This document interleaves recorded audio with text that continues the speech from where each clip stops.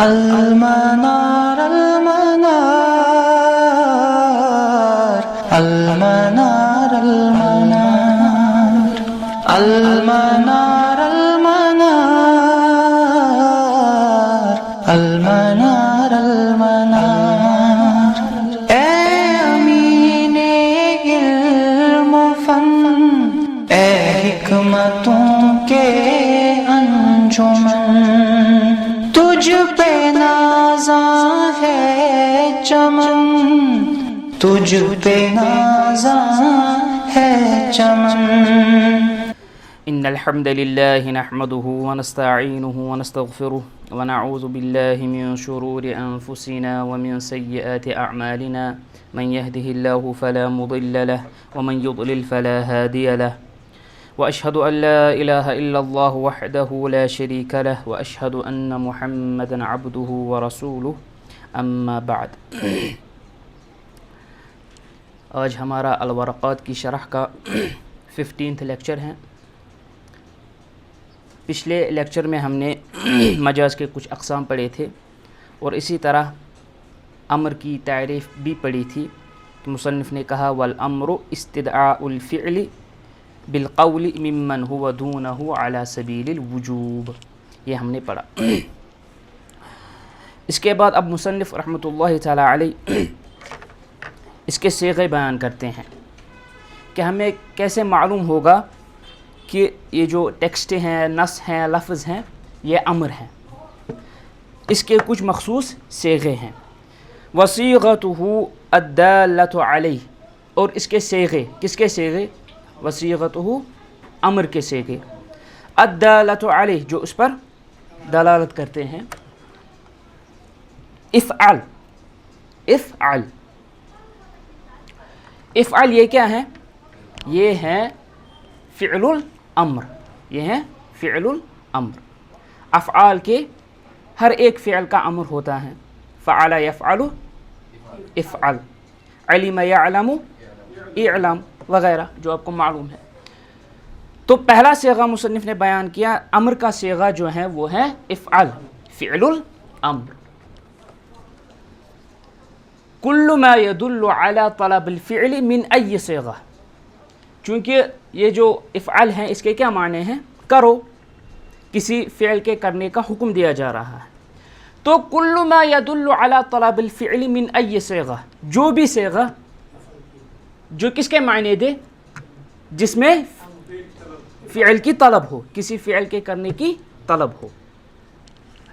مثلا نحو اضرب، اس میں صرف افعل ہی شامل نہیں ہے بلکہ مصنف کا مقصود ہے، اس کی مراد ہے کہ فعل الامر، یعنی جو صیغہ ہے، امر کا صیغہ ہے، وہ کیا ہے؟ فعل الامر، چاہے وہ افعل ہو، چاہے وہ اضرب ہو۔ واشرب، اشرب، پانی پیو۔ اقم الصلاۃ، اس میں کون سا فعل الامر کیا ہے؟ اقم، قائم کرو، نماز قائم کرو، ونحو ذلک، ایسے ہی جو بھی صیغے ہیں، جو صیغے جس میں فعل کی طلب ہو، وہ صیغہ امر کا صیغہ ہے۔ مصنف نے صرف یہی بیان کیا کہ امر کا صیغہ کون سا ہے؟ فعل الامر، انہوں نے کہا امر کا صیغہ ہے فعل الامر۔ لیکن جو علماء ہیں وہ اس کے ساتھ اور بھی صیغے یا اور بھی چیزیں بیان کرتے ہیں، چونکہ مصنف کی یہ جو کتاب ہے الورقات، یہ اس میں اختصار مصنف نے کیا ہے، مختصر سی کتاب ہے، اسی لیے مصنف نے زیادہ اس میں بحث نہیں کی ہے۔ لیکن ضروری ہے کہ ہم جانیں کہ اس کے علاوہ اور کون سے صیغے ہیں جن سے جو طلب الفعل پر، جو فعل کے کرنے پر دلالت کرتے ہوں۔ اس میں دوسرا تو پہلا ہے فعل الامر، دوسرا ہے اسم فعل الامر۔ آپ کو معلوم ہوگا عربی لغت میں ایسے اسما ہیں جو اصل میں اسم ہے، خود تو وہ اسم ہے لیکن وہ کس کا معنی وہ اسم کس کا معنی دیتا ہے؟ وہ فعل امر کا معنی دیتا ہے۔ مثلا کقولہ تعالی، اللہ تعالیٰ کا فرمان علیکم انفسکم، سورہ بقرہ کی آیت ہے علیکم انفسکم، اس کے کیا معنی ہیں؟ اگر ہم لفظی ترجمہ کریں گے تو اس کے معنی کیا ہوں گے؟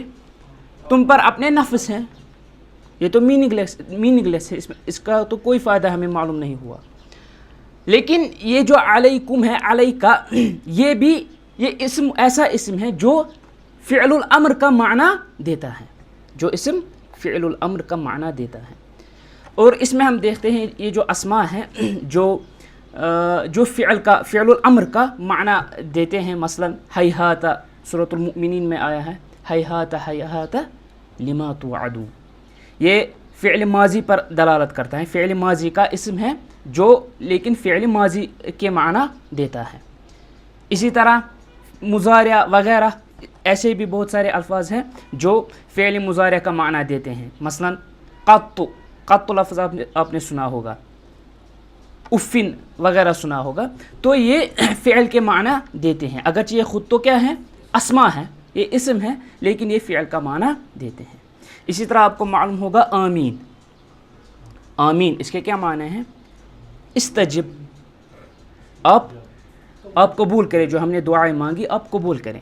لیکن استجب کے ہم استجب استعمال نہیں کرتے ہیں، بلکہ کیا استعمال کرتے ہیں؟ آمین. آمین لفظ جو ہے یہ کیا ہے؟ یہ فعل نہیں ہے، یہ کیا ہے؟ اسم ہے، لیکن اس کے کیا معنی ہیں؟ یہ فعل الامر کے معنی دیتا ہے آمین. اور اس میں آپ یہ یاد رکھیں، اس میں اکثر لوگ غلطی کرتے ہیں. یہ جو آمین لفظ ہے یہ ہے آمین، الف کے اوپر کیا ہے؟ کھڑا زبر. یہ آمین نہیں ہے، میم پر تشدید نہیں ہے. اکثر لوگ اسے ایسے استعمال کرتے ہیں، آمین پڑھتے ہیں، جو کہ غلط ہے. آمین جب ہم اس پر میم پر تشدید دیں تو آمین کا مطلب کیا ہوگا؟ آمین کا مطلب قصد کرنے والے. آمین البیت الحرام قرآن میں استعمال ہوا ہے. آمین البیت الحرام یعنی قاصدین بیت الحرام، بیت الحرام کا قصد کرنے والے. تو لفظ صحیح لفظ کیا ہے؟ آمین. آمین میم پر تشدید نہیں ہے. یا دوسرا اس طرح بھی ہم پڑھ سکتے ہیں امین، الف پر ہم صرف فتحہ دیں، امین. آمین پڑھنا بھی درست ہے، آمین یا امین. البتہ میم پر تشدید نہیں ہے، اس کے معنی بگڑ جاتے ہیں، تو آپ یہ یاد رکھیں. بہرحال آمین بھی کیا ہے؟ یہ بھی اسم ہے، لیکن کس کا معنی، کس کا فائدہ دیتا ہے؟ فعل امر کا. تو دوسرا جو امر پر دلالت کرتا ہے وہ کیا ہے؟ اسم فعل الامر، فعل امر کا اسم، یعنی ایسا اسم جو فعل امر کا معنی دے. اسی طرح تیسرا کیا ہے؟ والمضارع المقرون بلام الامر. مضارع ہو، فعل مضارع ہو جس کے ساتھ لام امر بھی داخل ہوا ہو، جس پر لام امر داخل ہوا ہو. آپ کو معلوم ہوگا، آپ نے پڑھا ہوگا لام کے اقسام ہیں، اور ایک لام ایسا بھی ہے جسے ہم لام الامر کہتے ہیں، جو امر کا فائدہ دیتا ہے. مثلا وَلْيَكْتُبْ بَيْنَكُمْ كَاتِبٌ بِالْعَدْلِ.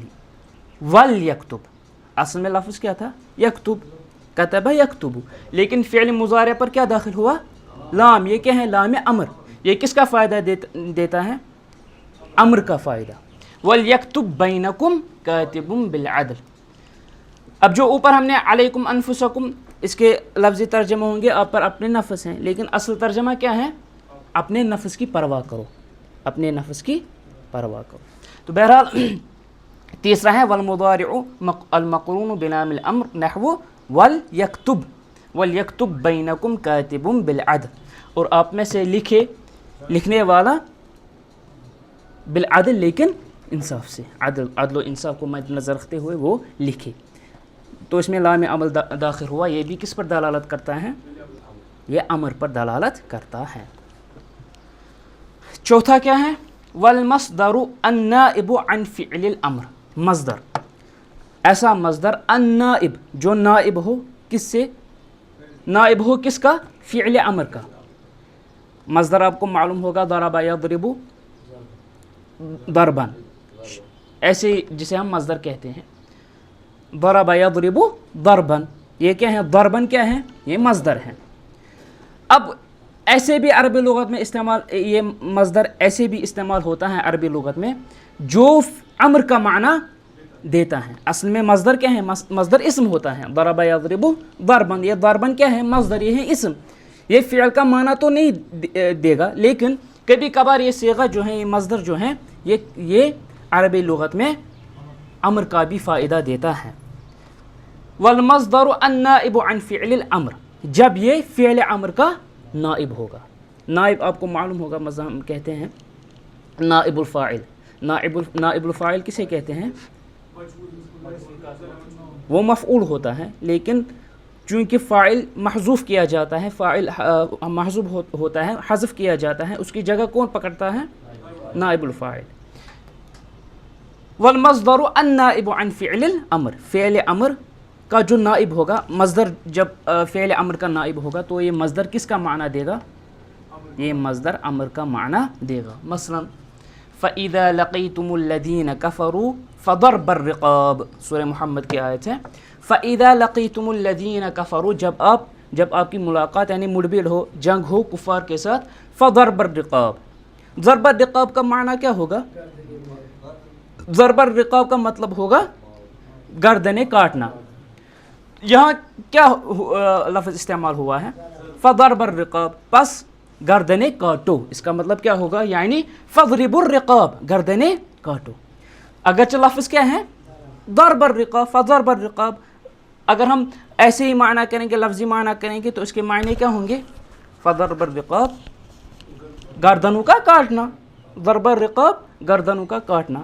لیکن یہاں یہ جو فضرب الرقاب، ضرب لفظ جو ہے، مصدر جو ہے، یہ کس معنی میں استعمال ہوا ہے؟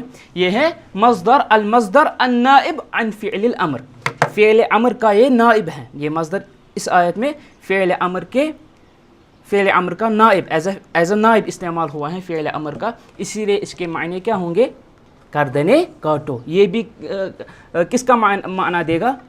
یہ امر کا معنی، امر کا فائدہ دے گا۔ فَإِذَا لَقِيتُمُ الَّذِينَ كَفَرُوا فَضَرْبَ الرِّقَابِ۔ سمجھ میں آئی بات؟ یہ کتنے ہوئے صیغ الامر؟ کتنے ہوئے؟ 4۔ ایک فعل الامر، دوسرا اسم فعل الامر، ایسا اسم جو فعل امر کا معنی دے، تیسرا والمضارع المقرون بلام الامر، ایسا مضارع جس پر لام امر داخل ہوا ہو، چوتھا والمصدر النائب عن فعل الامر، ایسا مصدر جو فعل امر کا نائب ہو، تو اس وقت وہ بھی امر کا معنی، امر کا فائدہ دے گا۔ تو یہ 4 صیغے ہوئے۔ البتہ اس کے علاوہ بھی کچھ ایسے صیغے ہیں جو امر پر دلالت کرتے ہیں۔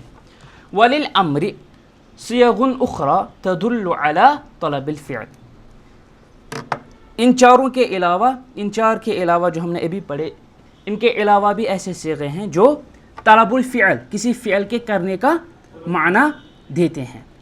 ان میں سے مثلا التصریح بلفظ الامر، التصریح بلفظ الامر، فعل امر، اسم فعل الامر وغیرہ یہ استعمال نہیں ہوئے ہوں، لیکن لفظ امر صراحتاً لفظ امر استعمال ہوا ہو۔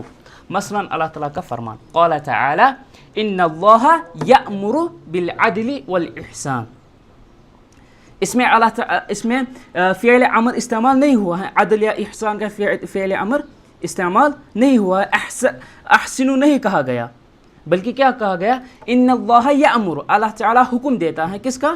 بالعدل والاحسان، عدل اور احسان سے، یا اس میں یہ ہے کہ آپ بھی عدل و احسان کرو، ان اللہ یأمر بالعدل والاحسان وایتاء ذی القربى وغیرہ، کہ اللہ تعالیٰ حکم دیتا ہے کہ آپ عدل و انصاف وغیرہ سے کام لو۔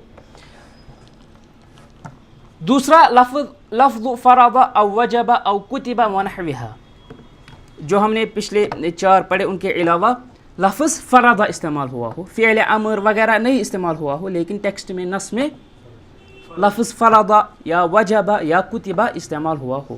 فرض کے معنی ہے فرض کیا گیا، وجب کے معنی ہے واجب کیا گیا، کتب کے معنی لکھا گیا، لیکن کتب لفظ جب کتب علی جب استعمال ہوگا، کتب علی یا کتب علی، تو اس کے معنی کیا ہوتے ہیں؟ فرض کیا گیا۔ کتب علیکم الصیام، اس کی واضح مثال ہے، مشہور مثال ہے، کتب علیکم الصیام، آپ پر روزہ لکھا گیا، لیکن لکھنے کا مطلب کیا ہے؟ فرض کیے گئے۔ اسی طرح اس کی اور مثال ہے، ابن عمر رضی اللہ عنہ وعن ابن عمر رضی اللہ عنہما ان رسول اللہ صلی اللہ علیہ وسلم فرض زکاة الفطر، متفق علیہ حدیث ہے، اس میں بھی لفظ فرض استعمال ہوا۔ عبداللہ بن عمر رضی اللہ عنہ فرما رہے ہیں کہ رسول اللہ علیہ السلام نے فرض، لفظ فرض استعمال ہوا، فرض کیا گیا، رسول اللہ علیہ السلام نے فرض کیا کس کو؟ زکاة الفطر، صدقہ فطر جسے ہم کہتے ہیں، تو لفظ فرض استعمال ہوا۔ یہ بھی کس کے معنی دیتا ہے؟ اس سے بھی امر کا معنی ہمیں معلوم ہوتا ہے۔ تو یہ ہے ان چاروں کے علاوہ جو اور بھی صیغے ہیں جو طلب الفعل پر دلالت کرتے ہیں۔ اس کے علاوہ بھی کچھ ہیں تو وہ ہم انشاءاللہ جب آپ مطولات پڑھیں گے اس میں آپ دیکھیں گے، لیکن یہ اہم ہیں جو ہم نے ابھی پڑھے، ان کو یاد رکھنا ہے۔ البتہ ایک اور ہے وَاعْلَمْ أَنَّ الْخَبَرَ قَدْ يَأْتِي بِمَعْنَى الْأَمْرِ۔ کسی ٹیکسٹ میں نص میں ہم دیکھتے ہیں کہ خبر استعمال ہوا ہے، یعنی اس میں امر یہ صیغے استعمال نہیں ہوئے ہیں، فعل امر وغیرہ یا لفظ امر فرض وجب، وہ جو ہم سینٹنس دیکھتے ہیں وہ سینٹنس کیا ہوتا ہے آپ کو معلوم ہوگا، سینٹنس یا تو فعلیہ ہوتا ہے یا اسمیہ۔ اسمیہ خبریہ سینٹنس اسے کہیں، لیکن اس میں جو خبر دی گئی اس میں خبر جو ٹیکسٹ میں ہوتی ہیں وہ خبر بمعنی الامر، امر کے معنی میں استعمال وہ خبر ہوتی ہیں، اس کے صرف خبر کے معنی نہیں ہوتے بلکہ وہ کس کا فائدہ دیتی ہیں، امر کا فائدہ دیتی ہیں۔ اس کی مثال واضح مثال ہے والمطلقات یتربصن بانفسہن ثلاثۃ قروء۔ اس کے کیا معنی ہوں گے؟ والمطلقات طلاق شدہ عورتیں، ایسی عورتیں جنہیں طلاق دیا گیا ہے، یتربصن وہ انتظار کرتی ہیں، لفظی ترجمہ کیا ہے؟ وہ انتظار کرتی ہیں، یتربصن وہ انتظار کرتی ہیں یا وہ انتظار کرے گی، بانفسہن ثلاثۃ قروء 3 قروء تک۔ قر آپ کو معلوم ہوگا قرء حیض اور طہارہ کے لیے بھی استعمال ہوتا ہے، اس میں اختلاف ہیں، اس سے 3 حیض مراد ہیں یا 3 طہر مراد ہیں، وہ الگ ڈسکشن ہے۔ تو یہ جو یتربصن لفظ استعمال ہوا ہے یہ کس کے معنی دیتا ہے؟ یہ لفظ خبر کے معنی دیتا ہے، لیکن اس سے خبر مراد نہیں ہے، کیونکہ کوئی طلاق شدہ عورت وہ 3 قر تک نہیں وہ انتظار نہیں کرے گی، وہ اس سے پہلے ہی دوسری شادی کرے گی، ایسا بھی ممکن ہے۔ لیکن اس میں ایسا صیغہ کیوں استعمال کیا گیا؟ یتربصن امر کیوں نہیں استعمال ہوا؟ اس میں امر کیوں نہیں استعمال ہوا؟ اس میں کیا استعمال ہوا؟ خبریہ کہا گیا کہ طلاق شدہ عورتیں 3 حیض تک یا 3 طہر تک انتظار کرتی ہیں یا کریں گی، لیکن اس سے امر مراد ہیں۔ اس میں مراد اصل میں لیتربصن وہ رکیں، اصل میں کیا مراد ہے؟ وہ رکیں۔ اب یہ جو امر یہ کچھ نصوص میں فعل امر وغیرہ استعمال کرنے کے سوا یہ جو خبریہ لفظ میں کسی امر کا حکم دیا جاتا ہے، جو بلاغت کے علماء ہیں، جو بلاغی علماء جنہیں ہم کہتے ہیں، وہ کہتے ہیں کہ اس میں یہ زیادہ ابلغ ہوتا ہے، اس میں زیادہ بلاغت ہوتی ہے، اس میں یہ ابلغ ہوتا ہے، ایسا امر جو خبریہ کے اعتبار سے استعمال کیا جاتا ہے، اس میں زیادہ تاکید ہوتی ہے، اس میں زیادہ تاکید ہوتی ہے، یعنی ایسا آپ سمجھے کہ یہ نافذ ہوا، والمطلقات یتربصن بانفسہن ثلاثۃ قروء، یعنی یہ نافذ شدہ ہے کہ عورتیں رکتی ہیں 3 حیض یا 3 طہر تک۔ تو بہرحال ہمارا جو مقصد ہے وہ یہ سمجھنا ہے کہ کبھی کبھار ایسا بھی ہوتا ہے کہ خبریہ اعتبار سے لفظ خبریہ ہوتا ہے، سینٹنس خبریہ ہوتا ہے، لیکن وہ لفظ امر کا معنی دیتا ہے۔ اس کی مثال پہلی مثال ہم نے پڑھی، دوسری مثال بھی ہیں وَأُولَاتُ الْأَحْمَالِ أَجَلُهُنَّ أَن يَضَعْنَ حَمْلَهُنَّ۔ اولات الاحمال یعنی حاملہ عورتیں، ان کی عدت کیا ہے کہ وہ اپنا جب وہ ڈیلیوری دیں، ڈیلیوری تک وضع حمل تک ان کی عدت ہے، یعنی آپ کو معلوم ہوگا عدت مختلف ہوتی ہیں ایک عورت کی، جب طلاق دیا جاتا ہے اس کی عدت کیا ہے؟ جو ہم نے پڑھا المطلقات یتربصن بانفسہن ثلاثۃ قروء 3 طہور یا 3 حیض۔ اسی طرح اگر کسی عورت کا شوہر گزر جائے، اس کی وفات ہو جائے، اس کی عدت کیا ہے؟ 4 مہینے اور 10 دن۔ لیکن اگر وہ حاملہ ہو، طلاق شدہ عورت اگر حاملہ ہو، یا اسی طرح ایسی عورت جس کا شوہر گزر گیا وہ بھی حاملہ ہو، اس کی عدت کیا ہے؟ اس کی عدت اب 4 مہینے اور 10 دن نہیں ہے، اس کی عدت کیا ہے؟ وضع حمل۔ اگر وہ خاتون، وہ عورت اپنی شوہر کے گزرنے کے بعد 1 گھنٹے کے بعد ہی ڈیلیوری دے تو اس کی عدت ختم ہو گئی. اسی طرح طلاق شدہ عورت بھی اگر 10 دنوں کے بعد 20 دنوں کے بعد اس نے ڈیلیوری دی, اس کا وضع حمل ہوا تو اس کی عدت اب کمپلیٹ ہوئی. تو اس میں بھی شاہد یہ ہیں کہ وَأُولَاتُ الْأَحْمَالِ أَجَلُهُنَّ أَن يَضَعْنَ حَمْلَهُنَّ. یہ بھی اس میں بھی حکم نہیں ہے, اس میں نہ تو فعل امر استعمال ہوا ہے, نہ اسم فعل امر استعمال ہوا ہے, نہ وجب, نہ فرض وغیرہ استعمال ہوا ہے. یہ خبریہ کے اعتبار سے یہ جملے خبریہ ہیں. خبر کے اعتبار سے اللہ تعالیٰ نے فرمایا کہ جو حاملہ عورتیں ہیں ان کی عدت وضع حمل ہے. یہ خبر ہے, کیونکہ آپ اس کا انکار بھی کر سکتے ہیں جو ہم نے اس سے پہلے پڑھا. ایک تو خبریہ سینٹنس خبریہ ہوتا ہے یا انشائیہ ہوتا ہے. خبر اسے ہم کہتے ہیں جس کا آپ جس کی آپ تو یا تکذیب کر سکتے ہو یا تصدیق, جس کی تصدیق ہو یا جس کی تکذیب ہو. یہ لفظ اللہ تعالیٰ بچائے, یہ ہم مثال کے طور پر پڑھتے ہیں, مثال کے اعتبار سے پڑھتے ہیں, وگرنہ قرآن کی تکذیب کرنا یہ کفر ہے. تو بہرحال یہ سینٹنس جو ہے یہ کیا ہے, خبریہ. لیکن اس میں یہ جو سینٹنس خبریہ ہیں یہ کس کا معنی دیتی ہیں, یہ معنی یہ امر کا معنی, یہ سینٹنس امر کا معنی دیتا ہے. تو یہ آپ یاد رکھیں. اب اس کے بعد مصنف فرماتے ہیں وَهِيَ عِنْدَ الْإِطْلَاقِ وَالتَّجَرُّدِ عَنِ الْقَرِينَةِ. وَهِيَ اور یہ یہ کس کی طرف اشارہ ہے, صیغۃ الامر کی طرف اشارہ ہے. وَهِيَ عِنْدَ الْإِطْلَاقِ وَالتَّجَرُّدِ عَنِ الْقَرِينَةِ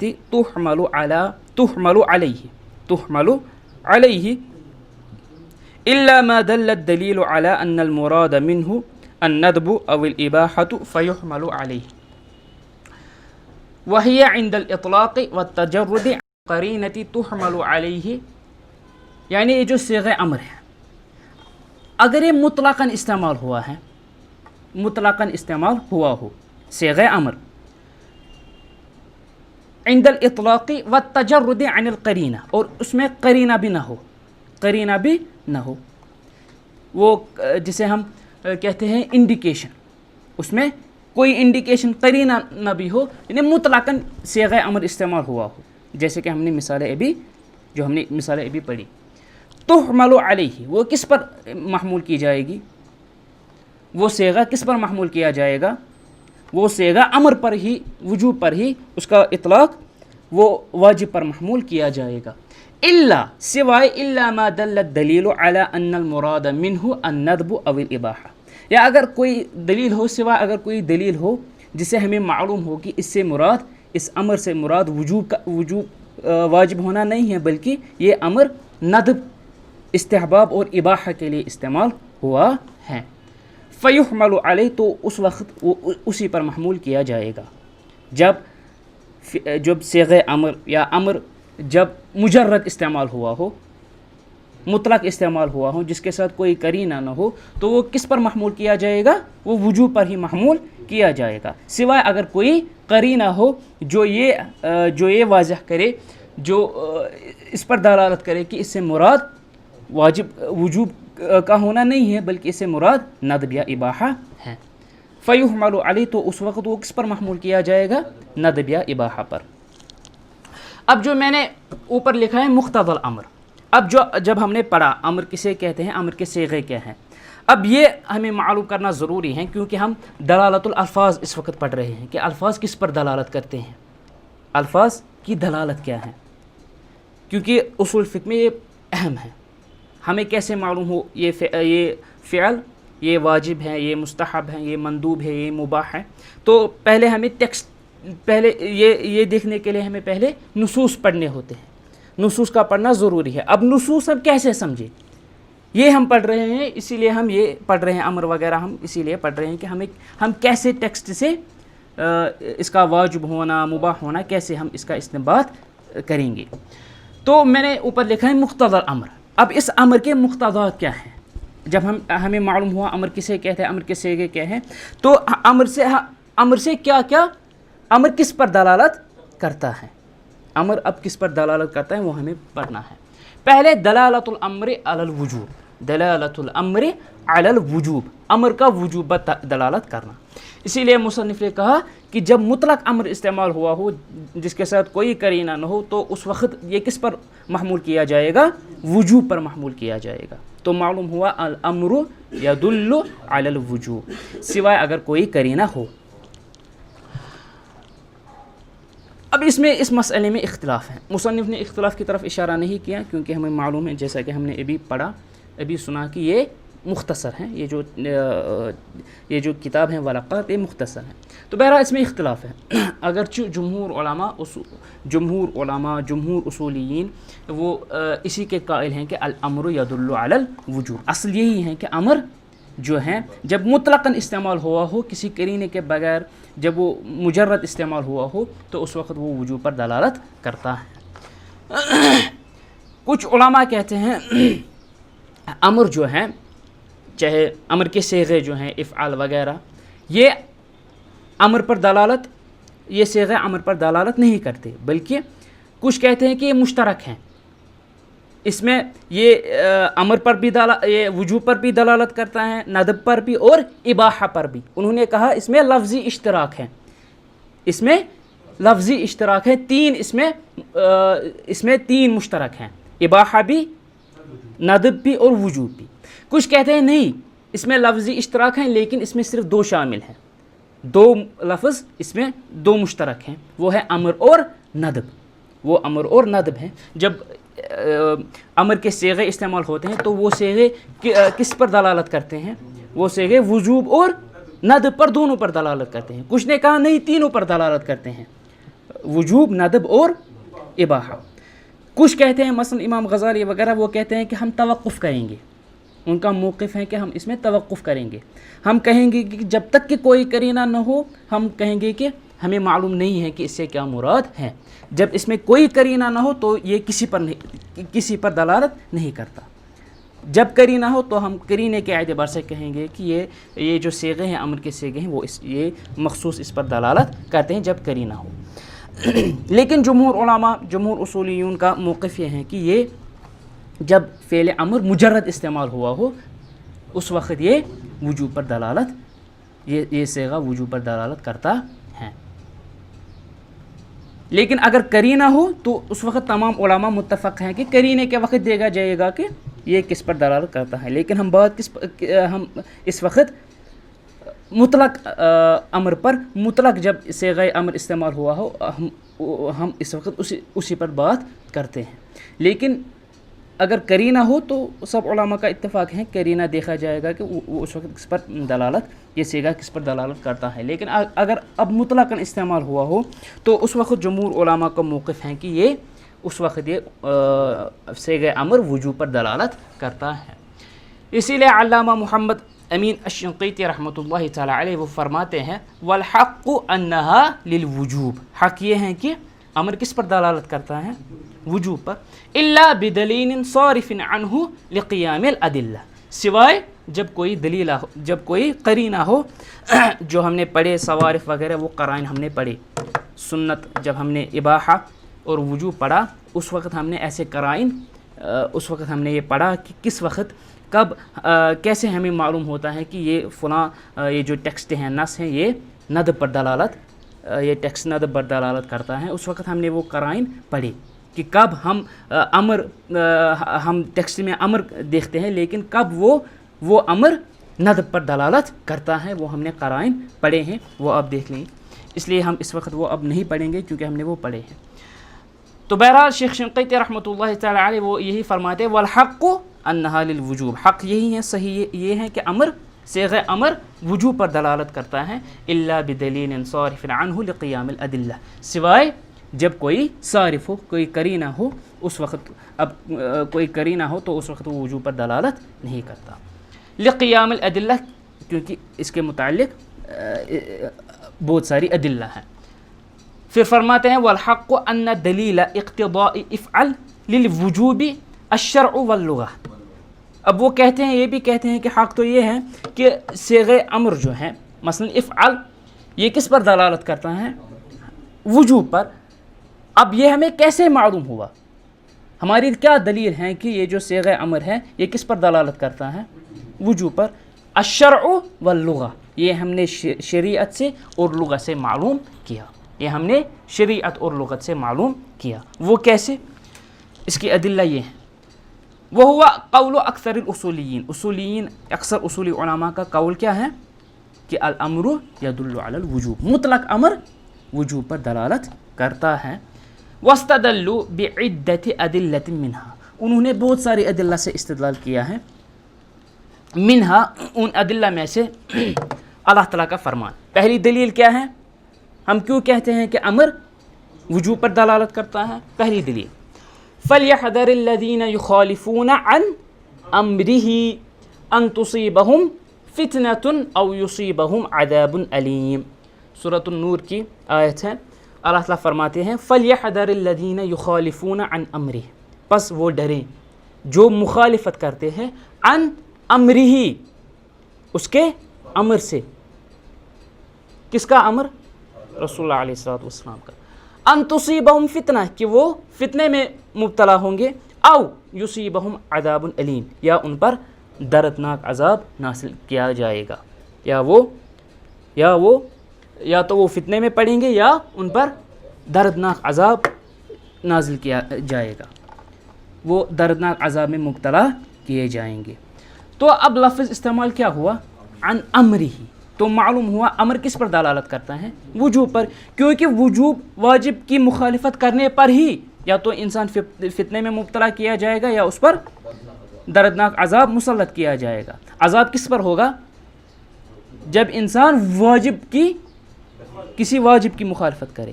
اگر انسان کسی سنت پر عمل نہ کرے گا تو اس پر عذاب نہیں ہوگا، جو ہم نے پڑھا. عذاب کس پر ہے؟ عقوبت کس پر ہے؟ جب کوئی شخص واجب کی مخالفت کرے گا یا فرض کی مخالفت کرے گا. تو معلوم ہوا اس میں لفظ امر استعمال ہوا. امر جب حکم دیا جائے گا، امر استعمال کیا جائے گا، صیغہ امر ہو تو صیغہ امر کس پر دلالت کرتا ہے؟ وجوب پر دلالت کرتا ہے. یہ واضح ہے. اب دوسری دلیل کیا ہے؟ اللہ تعالیٰ کا فرمان قال ما منعک الا تسجد اذ امرتک. جب ابلیس نے آدم علیہ السلام جب حکم دیا گیا، اللہ تعالیٰ نے حکم دیا کہ آدم علیہ السلام کو سجدہ کرے. جب ابلیس نے اس سے انکار کیا تو اللہ تعالیٰ نے فرمایا ما منعک الا تسجد اذ امرتک. تو اللہ تعالیٰ نے ابلیس سے کہا کہ آپ کو تمہیں کس چیز نے روکا؟ تمہیں کس چیز نے روکا کہ اللہ تسجد اذ امرتک؟ جب میں نے آپ کو حکم دیا کہ آدم کو سجدہ کرو تو کس چیز نے تمہیں روکا؟ کس چیز سے تمہیں سجدہ کرنے سے روکا؟ اذ امرتک، جب میں نے تمہیں حکم دیا. تو معلوم ہوا امر کا مطلب جب حکم دیا جائے گا، امر دیا جائے گا، وہ کس پر دلالت کرتا ہے؟ وجوب پر. کیونکہ اللہ تعالیٰ نے اس کی ملامت کی. کس کی؟ ابلیس کی، شیطان کی ملامت کی. اسے ڈانٹا کیوں؟ جب اس نے امر کی مخالفت کی. ڈانٹا اسی وقت ڈانٹا جاتا ہے، اسی وقت ملامت کی جائے گی جب کوئی شخص کسی واجب کی مخالفت کرے، حرام میں مبتلا ہو یا واجب کی مخالفت کرے. تو معلوم ہوا، اس آیت سے معلوم ہوا کہ امر کس پر دلالت کرتا ہے؟ واجب ہونے پر، وجوب پر دلالت کرتا ہے. اسی طرح اور بھی ایک مثال ہے، واضح مثال ہے، صریح مثال ہے. لولا ان اشق علی امتی، یہ بھی صریح دلیل ہے کہ امر کس پر دلالت کرتا ہے؟ امر وجوب پر دلالت کرتا ہے. لولا ان اشق علی امتی لامرتهم بالسواک عند كل صلاة، متفق علیہ حدیث ہے. لولا ان اشق علی امتی، اگر مجھے اپنی امت پر مشقت کا خوف نہ ہوتا، لامرتهم، تو میں انہیں حکم دیتا، بالسواک، کہ وہ ہر نماز کے وقت مسواک کرے. مسواک کا کرنا کیا ہے؟ سنت، تمام علماء کا اتفاق ہے. تو رسول اللہ علیہ السلام فرمایا میں انہیں امر دیتا. امر نہیں دیا تو مسواک کیا ہے؟ سنت ہے، مستحب ہے، کیونکہ امر نہیں ہے، اس پر حکم نہیں دیا گیا. لیکن اگر اب امر دیا جاتا، حکم دیا جاتا تو مسواک واجب ہوتا. مسواک کا کرنا، نماز کے وقت مسواک کا کرنا واجب ہوتا. تو اس حدیث سے بھی معلوم ہوا کہ امرتہم، رسول اللہ علیہ السلام نے فرمایا لامرتہم، میں انہیں حکم دیتا، امر دیتا. تو معلوم ہوا امر کس پر دلالت کرتا ہے؟ امر وجوب پر دلالت کرتا ہے. اس کے علاوہ اور بھی بہت ساری ادلہ ہیں، ہم انہی پر اکتفا کرتے ہیں، یہ ادلہ صریح ادلہ ہیں۔ اسی طرح ہم نے کہا کہ لغت سے بھی معلوم ہوتا ہے کہ امر کس پر دلالت کرتا ہے؟ وجوب پر، واجب ہونے پر۔ ولا خلاف بین اہل اللسان العربی، یہ عبارت جو ہیں یہ شنقیطی رحمۃ اللہ تعالی علیہ کی ہیں، وہ فرماتے ہیں ولا خلاف بین اہل اللسان العربی ان السید لو قال لعبده افعل فلم يمتثل۔ شنقیطی رحمۃ اللہ تعالی علیہ وہ کہتے ہیں کہ جو عربی لغت جانتے ہیں ان کا اتفاق ہے کہ اگر مالک، جب مالک غلام سے کہے کہ افعل فلاں چیز کرو، مثلا میرے لیے پانی لا یا وغیرہ کوئی حکم دے، افعل کرو، وہ اپنے غلام سے کہے کرو، کسی فعل کے کرنے کا حکم دے، پس اس غلام نے نہیں مانا، اس نے اس پر عمل نہیں کیا، فأدبہ، پس جب غلام نے اس پر عمل نہیں کیا تو اس کے مالک نے اسے ڈانٹا، اس کے مالک نے اسے ڈانٹا، لأنہ عصاہ، کیونکہ اس نے اس کی مخالفت کی، انہ ذلک واقع موقعہ مفہوم من نفس صیغۃ الامر، تو جب وہ مالک، اس کا مالک غلام کو ڈانٹے تو کوئی کہہ سکتا ہے کہ اس نے اس پر ظلم کیا؟ کوئی نہیں کہے گا کہ اس نے اس پر ظلم کیا، بلکہ سارے کہیں گے اس نے اچھا کیا۔ مثلا والدین کسی اپنے بچے کو حکم دے کہ فلاں عمل کرو، حکم دے بازار سے کوئی چیز خریدو وغیرہ، اس نے نہیں مانا تو والد صاحب نے اسے ڈانٹا، کوئی کہہ سکتا ہے کہ والد صاحب نے اس پر ظلم کیا؟ نہیں، بلکہ سارے کہیں گے ہاں اس نے اچھا کیا۔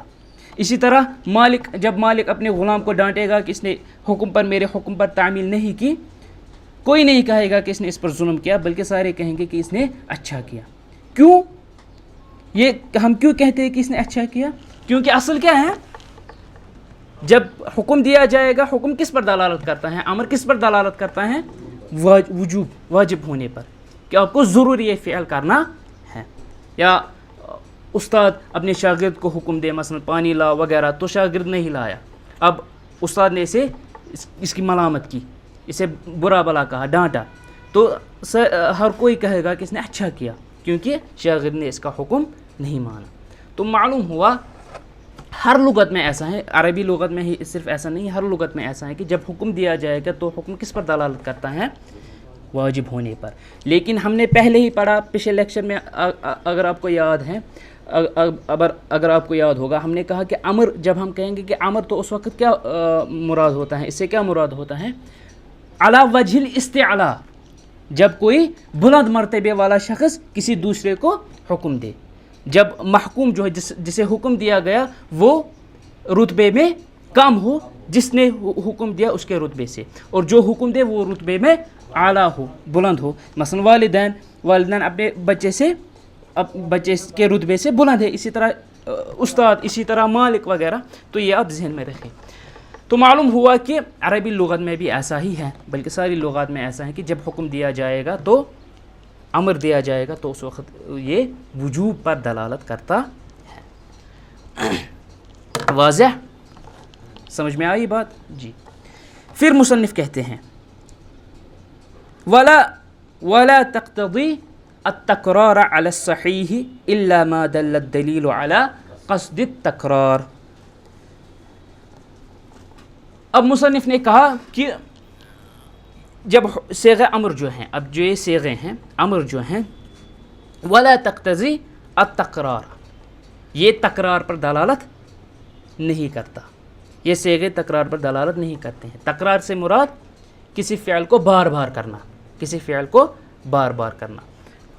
جب حکم دیا جائے گا کہ، جب کہا جائے گا کہ پانی لاؤ، مالک غلام کو حکم دے گا، استاد شاگرد کو حکم دے گا، والدین اپنے بچے کو کسی چیز کا حکم، کسی فعل کے کرنے کا حکم دے، تو کیا اس وقت مراد ہوتا ہے کہ اسے اب یہ بار بار یہ فعل کرنا ہے یا صرف ایک بار کرنا ہی کافی ہے؟ جب اس نے ایک بار کیا تو کہیں گے کہ اس نے حکم کی تعمیل کی۔ مصنف کہتے ہیں ولا تقتضی التکرار، یہ جو امر ہے یہ تکرار کا تقاضا نہیں کرتا، بار بار اس سے مراد بار بار کرنا نہیں ہوتا۔ अला सहीह यानी सही यही है। तो इसने मुसन्निफ ने इशारा दिया कि इसमें भी इख्तिलाफ है, इसमें उलमा का इख्तिलाफ है कि जब जो अमर है क्या वो अमर या वो अमर के सीगे जो हैं वो तकरार पर दलालत करते हैं या सिर्फ़ एक बार करने से हुक्म की तामील होती है। तो मुसन्निफ ने कहा वला तक़्तज़ी अत-तकरार अला सही, सही कौल के मुताबिक अमर जो हैं वो या अमर के सीगे हैं ये तकरार पर दलालत नहीं करते हैं। इल्ला मा दल्लत दलील अला क़स्द तकरार, सिवाय जब कोई दलील हो कि उस वक्त हमें मालूम हो कि जो हुक्म दिया गया है इस हुक्म से मुराद तकरार है, इसका कसद तकरार है, बार बार करने का है। और ये जो कौल हैं ये क्या है, ये जुमहूर उलमा का कौल यही है। कुछ कहते हैं कि अमर जो हैं या सीगे अमर जो हैं वो तकरार पर दलालत करते हैं, लेकिन सही कौल ये है, मुसन्निफ ने भी कहा और जमहूर उलमा का भी यही मौक़िफ़ है कि ये जो वला तक़्तज़ी अत-तकरार कि अमर तकरार पर दलालत नहीं करता।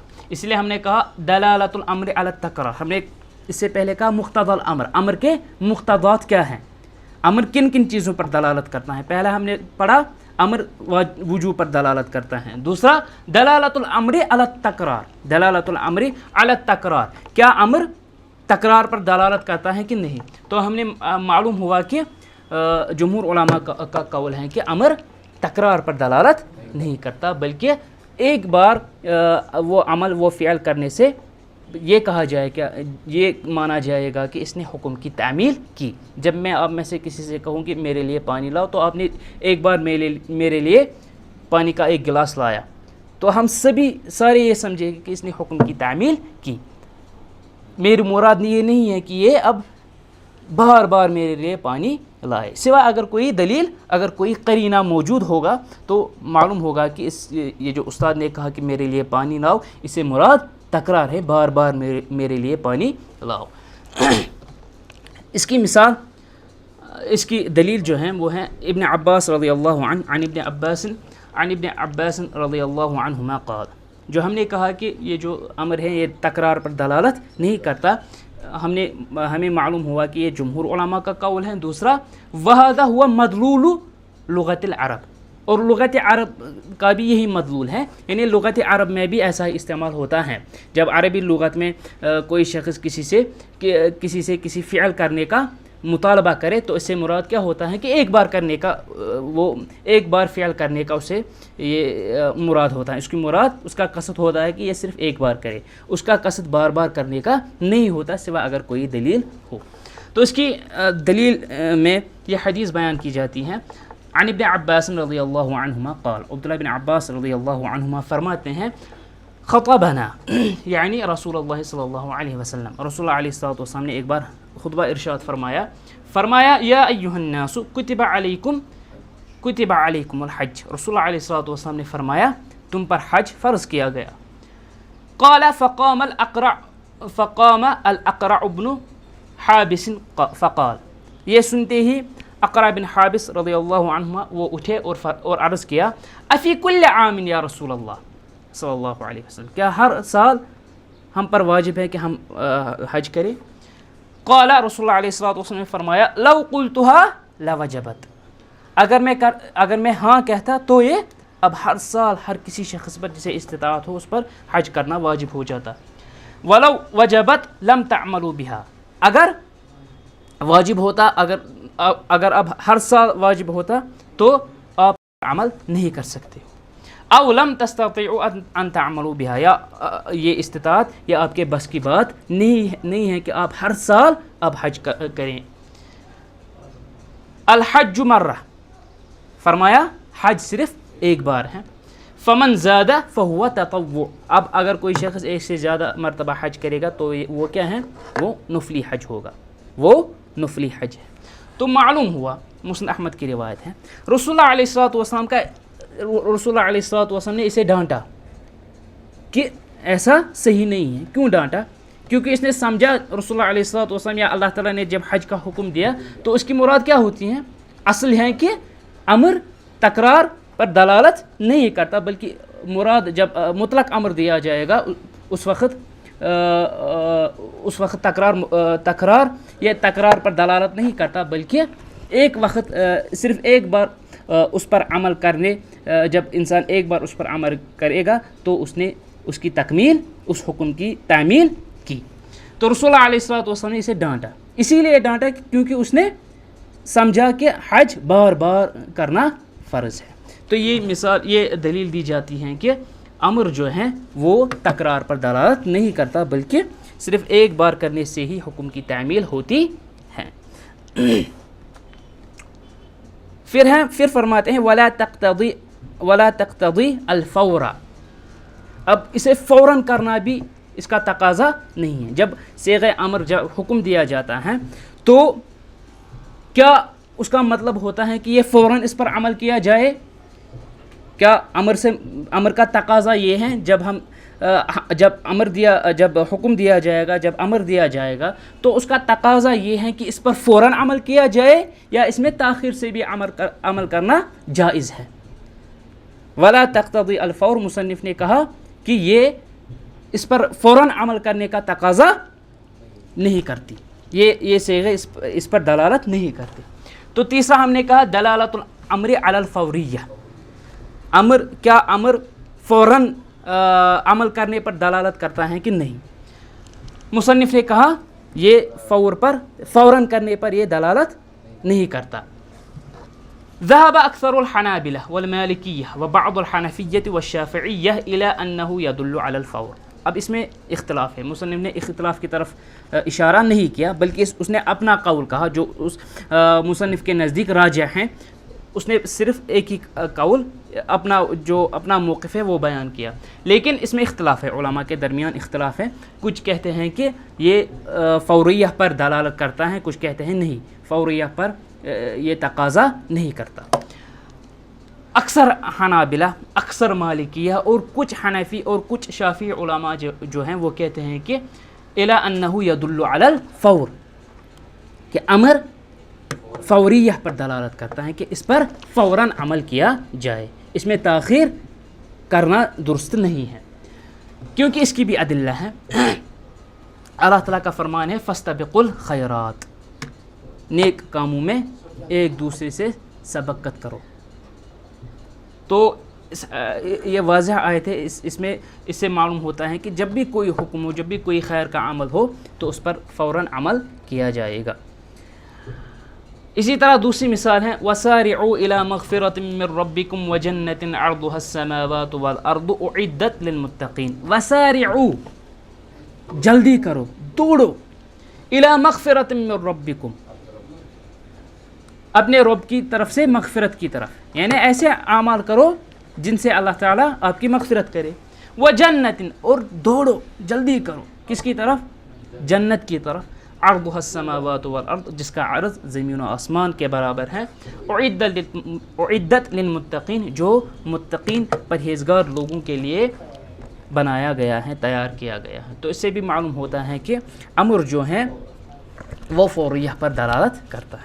یہ ہم کس کے متعلق بات کرتے ہیں؟ جو ہم نے اس سے پہلے بھی پڑھا, تکرار اور فوریہ, یعنی جب مطلق امر ہو, جب, یہ آپ ذہن میں رکھیں, جب مطلق امر ہو, کوئی قرینہ ساتھ نہ ہو.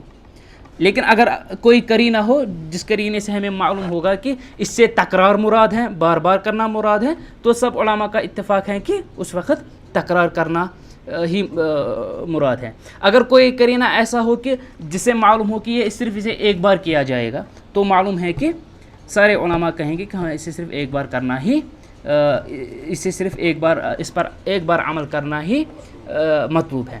مثلا حج کا کرنا, وہ تو معلوم ہے, قرینہ ہے, ادلہ ہیں کہ صرف ایک بار حج کرنا ہے وغیرہ. اب کچھ ایسے معاملات بھی ہیں, ایسے امور بھی ہیں, ایسے مسائل بھی ہیں جن میں وصف یا شرط داخل ہوئی ہوتی ہو.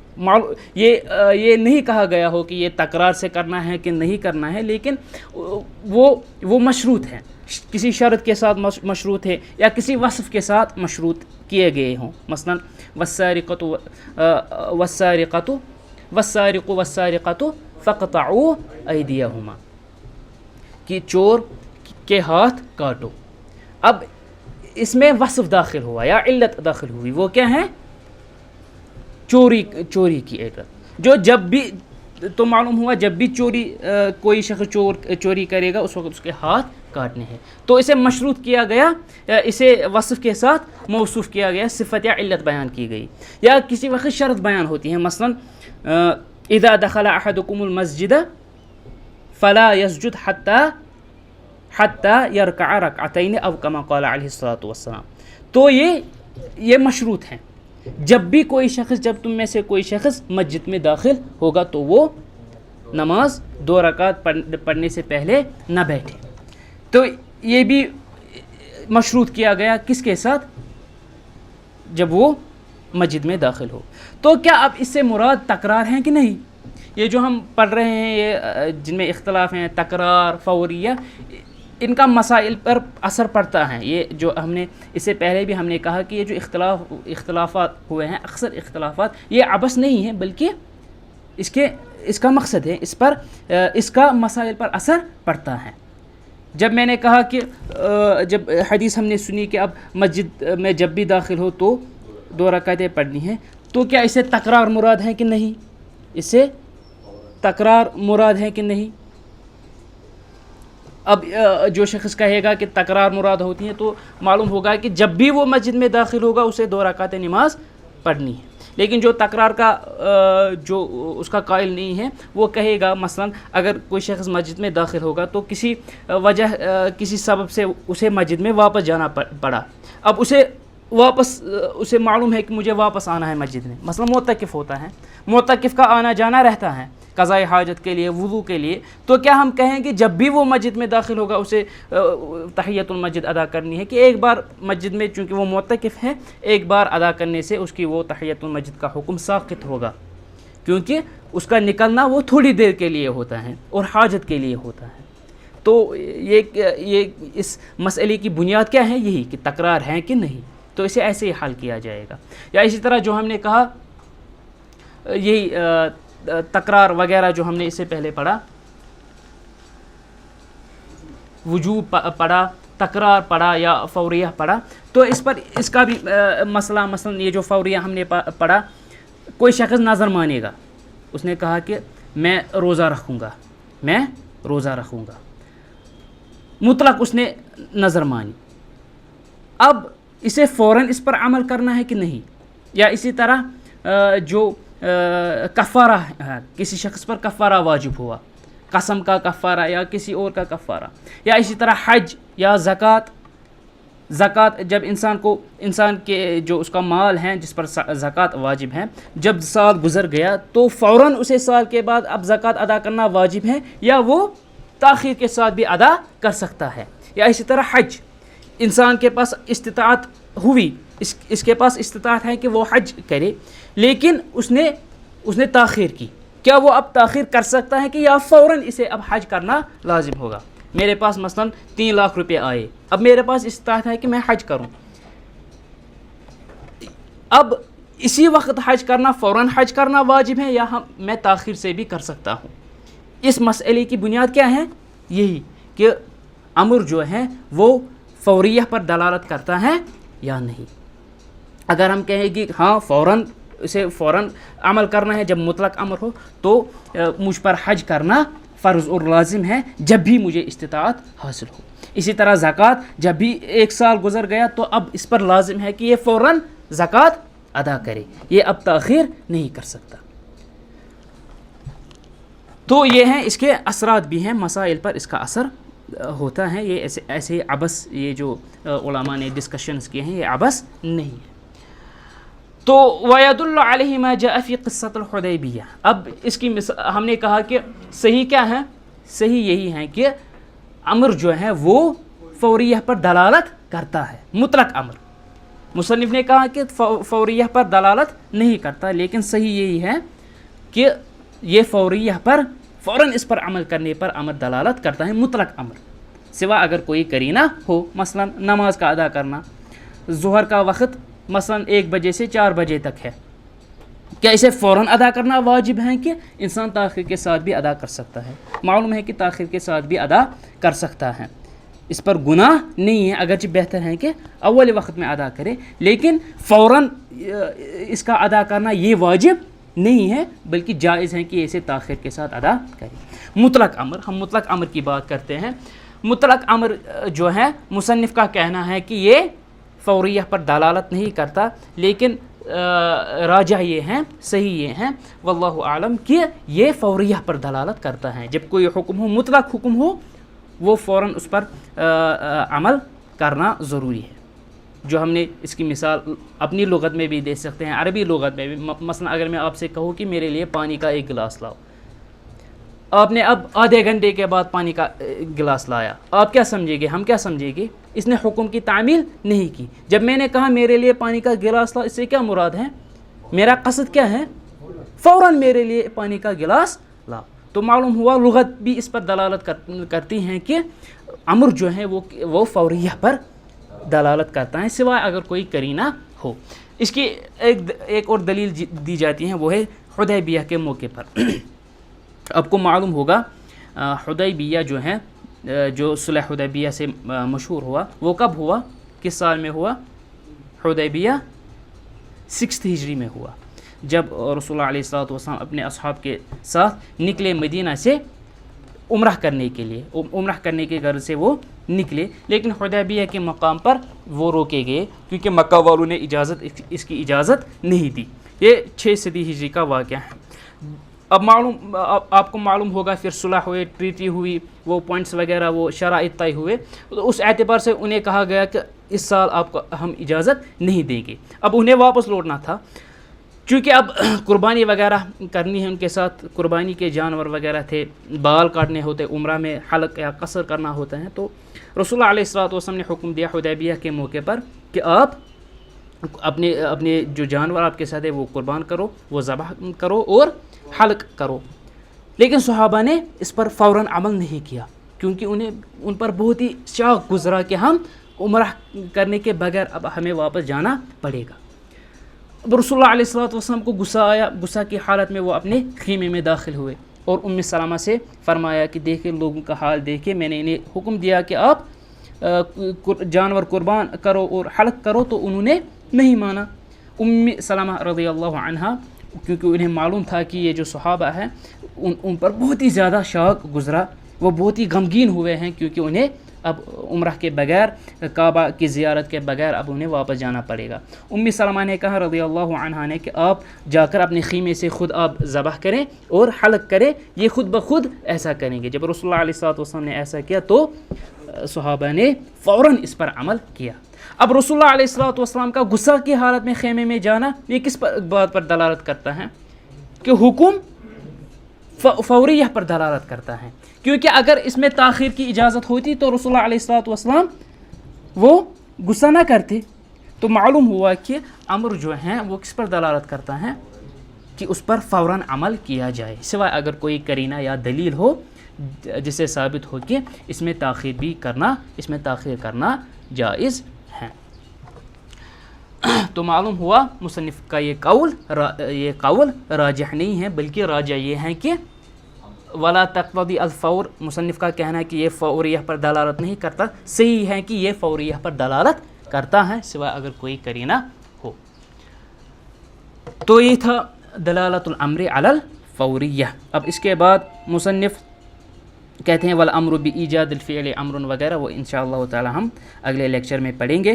واللہ تعالی اعلم وصلی اللہ علی نبینا محمد وعلی آلہ وصحبہ اجمعین۔ اللہ ربی واحد وانا بذلك اشهد لا مبدئي واصول بالرغم مما يجحد وشهادتي